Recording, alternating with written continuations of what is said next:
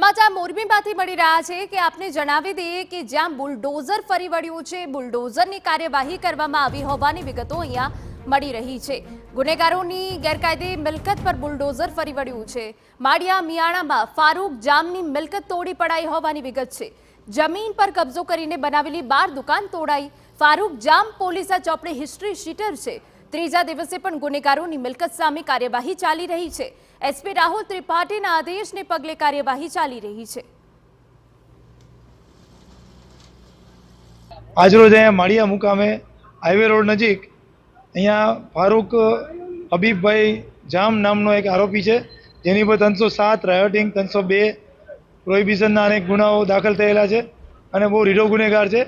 એણે અહીંયા દાદાગીરીથી જે પોતાના કબજા લઈ લીધા હતા દુકાનોના અને અલગ અલગ સરકારી જમીનો પર દુકાનો બનાવી છે, એ દુકાનો તોડી પાડવાની અત્યારે કાર્યવાહી ચાલુ છે। આ વિસ્તારમાં અનેક સરકારી જગ્યાઓમાં અનેક આસામીઓ દ્વારા દુકાનો અથવા મકાનો બનાવીને દબાણ કરેલું છે।